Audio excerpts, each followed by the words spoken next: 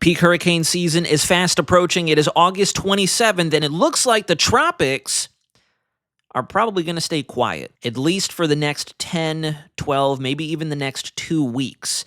Total of 14 days. It looks like the Atlantic just does not want to cooperate, even as we see a weak pulse associated with the Madden-Julian oscillation try to make its way across the Gulf, the Caribbean, through the remainder of the tropical Atlantic. It does seem like, if you've been following this channel, I'd mentioned the infamous 9/11 anniversary.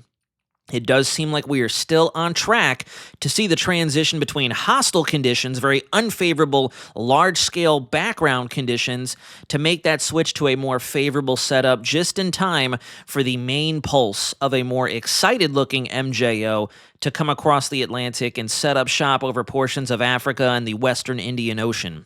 So I'm going to give you all the latest information today, what to expect through the month of September. It doesn't look like we're going to see much during the first week and some change. It will be a little rainy for a lot of us here in the United States for the upcoming Labor Day weekend, but we'll focus on the tropics. If you're brand new to the channel, I promise you, I'm going to keep it real, I'm going to keep it accurate, and I'll keep it timely as well. Whenever things come across the desk that need to be reported, you can count on the Wxcenter to get you that info. So if you are new to the channel, please kindly consider hitting that subscribe button. I would love it if everybody watching this video took a second to hit that like button.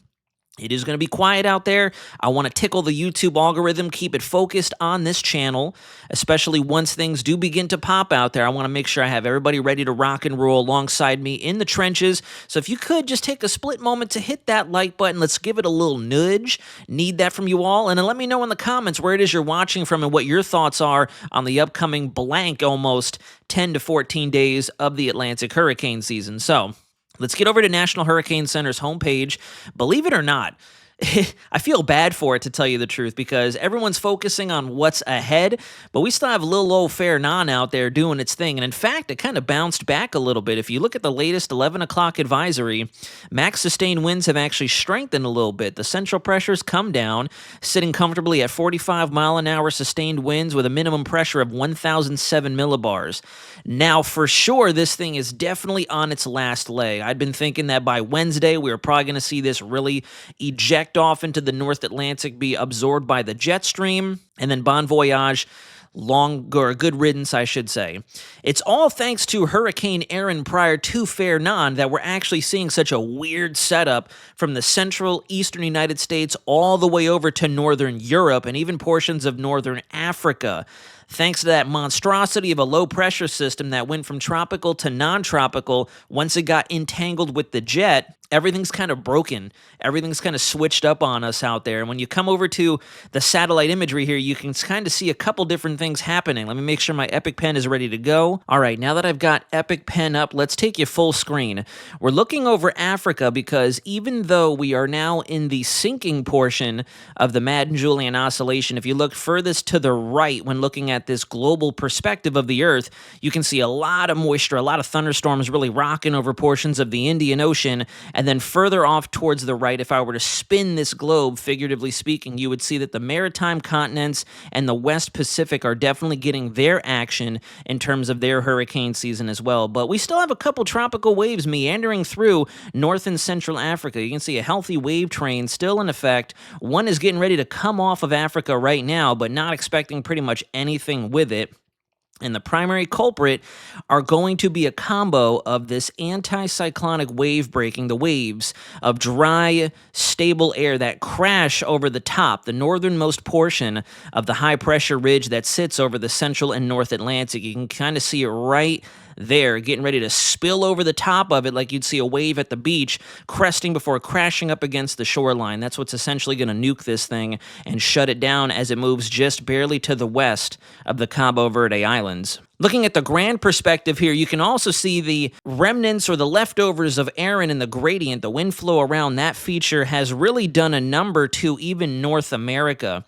We've had a pseudo-fall-like pattern really drift in. You can see a deep trough dug in over the eastern United States, helping to funnel down below average temperatures. The last few days, areas in the upper, lower Midwest, the Great Lakes, the Northeast, even the Mid-Atlantic where I was in July, around the Roanoke, Norfolk, Virginia area, Highs topping out in the upper 70s, the low 80s, in comparison to the 90s and the near 100-degree temperatures that we've had extending all the way up to the Great Lakes and the almost the Canadian international border with the United States. We also have even stronger cold pockets. If you look at that big old spin up there near James Bay, portions of Ontario, slowly working its way down north of where the jet stream is. Believe it or not, we've actually seen a bit of a breakdown in, of all things, the polar vortex. That's something you don't typically hear until you're deep into the fall months, if not transitioning to the winter time. But yet, here we are. We have a cold front that's still hung up over central Florida, and then another one that's currently moving through the front range of the Rockies that's going to come down and up a lot of our rain chances as we move over the next couple days, Friday, Saturday, and especially through the backside of your Labor Day weekend as we turn the calendar to September 1st. You can also see the dry air is in full effect across the tropics. The central subtropical Atlantic down into the MDR, we have a lot of that dry air stuck in place. And truthfully, if I change the color of the pen here, you can kind of see where that Kelvin wave is currently moving through. Look at how aggressive the moisture plume is over the East Pacific, Central America, and portions of the Gulf. We have the trough over the eastern U.S. helping to funnel that and push it all together, mash it all up over the Gulf, Central America, portions of Mexico, and further south. We also have an aggravated Pacific monsoon trough extending off of southern, central, and South America. And as a result, we have a couple of different areas of interest down there, and the Atlantic is going to go quiet once Fernand is done taking a nice bite out of the dry air up there as well. You look at Fernand spinning there, and on the entire west side of the center, you have that yellow shading there indicating it really has pulled in dry air. So Fernand is going to no longer be with us, especially once the trough and the stronger winds off the east coast of the U.S. catch up and just yank that puppy up into the North Atlantic and gets pretty much fully obliterated for all intents and purposes. Now, before we go further and talk about big picture, I just want to show you why it is I really do think we may have an attempt. We may get an area of interest as we go through the first 7 days of September, but nothing really to be concerned about. We have to give it a little more time. That's kind of been the caption for 2025. 2024, especially once we got past the middle point of September, was quite literally hold on to your butts. The entire 2025 season has pretty much been give it a little time, and that's what we're back to doing. We got to give it just a little bit of time, get its act together, and what we're looking at are your GEFS members, the GFS ensembles. And if you look, I have the clock fast forwarded all the way out to hour 270. It's about 11, 12 days into the future. And if you notice, across the tropics, we have one random member there and one random low-pressure member there of the 30-some-odd individual members for this computer model suite. So that's very low confidence. That's a very weak, tepid signal that anything out there will be taking place. And the primary reason is a combo of the dry air coming out of the north. It's not the Saharan air, I promise you that. We've pretty much exited that time of the year. If you notice what's going on through here, this is our Bermuda Azores high pressure. The shades of orange here are your higher pressure areas, pockets of higher pressure, which you'd think is a little bizarre looking at this overlay. But then you have these small little chunks of tan, lighter orange there. Those are breakaway pockets of colder air high up in the atmosphere. They're upper level lows. You'll see them spinning in the mid to upper levels of the atmosphere, and that helps to add a little bit more shear and pockets of dry air to the environment. And they also pull our tropical waves out of the MDR into more hostile conditions before they can really transition off towards the west and do anything. You can see the same thing here if I refresh the Canadian ensembles. The Canadian ensembles do more or less the same. You fast forward the clock and we start to see maybe a weak attempt. Maybe, but notice the clock up here in the right-hand corner, folks. That's 348 hours out. This is the night of September 10th, moving into September 11th. I want you to take notes on that. Take a note, put a sticky, put it in your calendar on your phone, wherever. Remember, September 11th. Obviously, we want to remember September 11th, but in terms of the tropics, I think that's going to be roughly a pivotal time frame for what's going to happen. Don't quite have the Euro ensembles in just yet. If you look at the AI model as far as we've populated, this is about halfway through the run. By September 3rd, maybe a weak tropical wave can try to meander through the pattern, but then we have something waiting out ahead of it that's really going to dork some things up. And I'll show you that right here. This is our latest 12Z Euro model, the actual Euro, and what we're looking at is 500 millibars. This is way up in the atmosphere. We're not looking in the low or mid levels. We're in the upper levels to try to identify where those pockets of cooler air and those pockets of wind shear exist. And I want you to watch what happens. So we have tropical waves coming off the coast here. They don't look half bad. They look pretty good in terms of their low and mid-level spin, the vorticity associated with them. We've got enough moisture down there, at least during the first couple days of September. We have enough moisture. It's not really an issue of dry air or sinking air. It really all boils down to these strong troughs, these strong pushes of jet energy that race over the top of the ridge and then come crashing down. That is the wave breaking. Again, think about when you've been at the beach. You see those big old waves slowly making their way towards the coast, and as they get closer, they grow in size, they start to stretch over, and then splash. Exactly the same concept, quite literally, when we're talking about the atmosphere. So as we go past September 1st, notice we get a couple really meaty tropical waves off the flow of Africa. There's one particularly right here, but then I'll change the color of my ink, and what is that? Ah, that's an upper low. It's like we've got an extension of Valentine's Day in the tropics. We're pairing a low-level tropical wave with an upper-level cold wave, if you will, an upper-level cold pocket. And so as a result, what ends up happening is you get stretched out and you get yanked towards the north, and you get entrenched within those upper lows. So as you go through time, not only do we have that happen, but then look at how we have another tropical wave come off the coast of Africa, and then there it is. There is your wave break spilling over the northern apex of your ridge, just like a wave at the beach, like I've been saying, and you can see it coming in that vorticity signature. All the shades of green and yellow right there. That's the break. That's the big splash coming down to meet us in the tropics, and notice what happens here. As I go just a couple panels further, there's the splash. We yank the tropical wave coming off of Africa to a very unfavorable latitude. This thing's sitting at 22, 23 degrees north, and we saw how that worked out last hurricane season. And then look what happened to that lead wave as it was making an attempt to try to shrink down and spin. Gets caught by the tail end of that vorticity, and next thing you know, we're left with this giant cool bubble in the upper levels, and the vorticity, the spin with that tropical wave, what's left of it is caught in the mix as well. This should start to change. This should start to change, and I do say should because, to tell you the truth, I can't see that far reliably, and my confidence has been kind of dwindling. I'm not going to lie to you. I'll keep it real. Because of the fact we've been trending towards more hostile conditions in the short term, just leads me to kind of sit back and think, well, how hostile will we be once we get past the 10th, the 11th, out to the 15th? Large-scale background conditions look to continue to improve. If you look here, though, this is your GFS, looking at where the positive vorticity streamers, the tuts, those extensions of the jet, leftover upper-level winds that will create lots of shear to chop down your tropical systems out there across the Atlantic. As we go through the first 7 to 10 days of September, notice we have a tut already building in right there. That's going to create more hostile conditions because right around the southern side of it, right through there, you see an increase in your wind speeds between 700, 500, 300 millibars. Not so much down in the lower levels, but as you go higher up and you get some of that jet stream energy from up north down into the tropics, that's what increases the wind flow. And tropical waves, let alone developing features, do not like that. As soon as that one breaks away, we get another one that tries to establish itself, and this is a messy-looking pattern. This is out to September 12th. Now, granted, if we had tropical waves stay where they're supposed to be, which has not been happening the last 2 hurricane seasons, they'd be fine. If we had waves come off of Africa and we didn't have any upper-level lows nearby to tug them north or weaknesses in the ridge, they'd be fine. This is not too bad of a setup, because remember, in comparison to where this positive vorticity here is, the increase in your lift and jet stream energy out there, your strongest core of upper-level winds would stay to the north.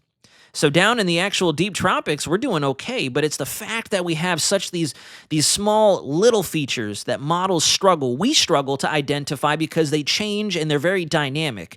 They're very volatile. They move around all the time. It's like trying to mix oil with water or try to hold on to an egg that's cracked in your hand. You can't really balance it because the yolk's going to try to run everywhere. It's the same concept with these little features, the upper level lows, smaller clusters of dry air, little pockets of wind shear. The models struggle with that. And I think that's going to be the song and dance for the next 10 or so days. We'll have to wait and see. I think after Labor Day, once we get into the early days of September, we'll finally be able to put the microscope on or to put the binoculars up and take a look at what the midsections of September look like.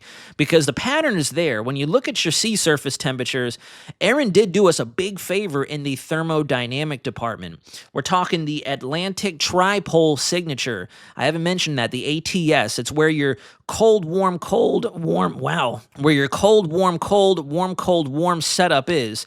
And we've actually made the full flip now to a positive phase of that tripole signature. We have warm water in the North Atlantic, the uppermost North Atlantic. Our Canary Current and the northeast portions of the Atlantic have warmed back up, and we've got that classic horseshoe signature that usually favors very active hurricane seasons. And since we have such a rockin' negative PDO, Pacific Decadal Oscillation, look at all that hot water stuck up against Japan, portions of China, Russia, the Aleutian Islands of Alaska, and then we have the cooling trends still ongoing for our ENSO. Look at the ENSO regions. We have really cooled off even more so ever since the MJO has parked itself in phases 4, 5, and 6 out through here. We're almost getting into phases 7 and 8, which is more towards the central and eastern tropical Pacific, and that's going to happen after the first week of September. But right now, we've got some cranking easterly trade winds, or I should say westerly winds, in the upper levels coming from this corner of the world because you have so much lift going on. What goes up eventually hits the top of the atmosphere and has to spread out. So you get westerly winds over the upper levels of the Pacific. And then down in the low levels, because you have the westerlies, they got to go down somewhere, and that increases how much easterly flow you have down closer to the surface of the ocean. And that's why we're starting to see the overturning of the waters. And when you look at the actual Nino 3.4, we're getting close. We're below negative 0.4 now degrees Charlie in terms of your temperature anomaly, and we're still crashing. So we're already approaching the beginning, the precipice of a La Nina. I don't think Climate Prediction Center is going to put us there just yet. And then as the East Pacific cranks out a couple more named storms and we have the MJO move back across us, we're going to see this oscillate a little bit, go back and forth. But we're under a La Nina watch, and the pattern is there. Now, before I take up too much more of your time, this is for the next 15 days, and I want you to notice something here. We have the Kelvin wave. This is not the MJO quite yet. Some say it is. I personally, with as weak of a signature that we have, I don't think this is necessarily the MJO. I think this is a pulse from it, and they're called Kelvin waves, a little smaller couples or little buckles in the pattern that help to increase your lift, and kind of similar to what the MJO does, but just on a smaller level. And notice after September 5th, we're already back under that subsidence, that sinking phase. And I think that's also why our models are kind of trending towards less action, less attempts, I should say. Because I wasn't expecting a lot of action to begin with as we started September, but it seems like the possibility of even trying to develop an area of interest and invest, let alone a named storm, might continue to dwindle. It might. We'll have to see what happens. The AI model here, I haven't pulled this up for you because I've noticed the AI has really backed off in its depiction of the tropical waves coming off of Africa. It, too, is spotting a weakening trend in this Kelvin wave. It kind of gets hung up over the Eastern Pacific, the Caribbean, and the Gulf, and then we quickly transition back to a little bit of a nudge in the favorability department, but overall not quite a strong signature. It isn't until you go beyond that to right after September 11th. This is September 11th right there, drawn in black. You can see finally it looks like a bona fide push of a fairly robust, a stronger, more agitated MJO comes through and even hangs out with us as we turn the calendar to October. I almost said August. That's how fast time is going. As we move the clock into October. So, one of the key takeaways, if you've stuck with me this far into the video, in layman's terms, it looks like we're running 2024 back. I'm not talking Helene and Milton, precise storms, but I mean in terms of the tempo to where we quieted down after our E and F storms, just like we did last year with Ernesto and then Francine. It kind of seems like we're going to repeat the rhythm that we followed in 2024. So while we're quiet now, it seems like the pattern is coming into range till we'll be right back to holding on to our butts, and things are going to be popping up not only close to home with the gyre, but then obviously across the tropical Atlantic. And you can see that here as we get ready to close out the video, looking at your 15 to 20 day ensemble forecast of the MJO. Right away, I noticed that it seems as the model gets going over the next 5 to 10 days, the main area of MJO energy stays in the West Pacific. That's why when you look at those short-range charts, 10, 15-day velocity anomalies where your lift and your sinking is, I don't think that weak feature, that signal that's coming through over the next few days is the MJO. I don't think we're quite there yet. I think we have to give it a little more time. Again, there's that buzzword, give it a little more time, and then by days 15 through 20, that's when, notice how we have that huge fanning out of at least an enhanced, if not a very enhanced MJO to follow by the midsections right after September 11th. Again, I want you to have that sticky note ready in hand for when things do get going. And that's that. Not a lot happened, and I really appreciate if you stuck around to the end of the video. It means a lot, because I know a lot of folks out there, if there's nothing happening, they kind of turn the weather off, and I don't take any offense to it, because, you know, at the end of the day, if nothing's happening, nothing's happening. That's why I need all those likes that we can get, so this way YouTube can stay best friends with the Weather Center, because I do think as we get deeper into September, it will be all hands on deck, and we're going to have to start watching, and the content is going to start rolling out a lot more steadily. So thank you all very much for your continued support. You are a fantastic community, the best community in weather YouTube, in my opinion, and I will die on that hill for all of you. And we'll talk to you again soon. I hope that hump day treats you well and you've had a great start to the last full week of August. We'll see you again soon. But until then, this is Weather Center Nazario, signing out.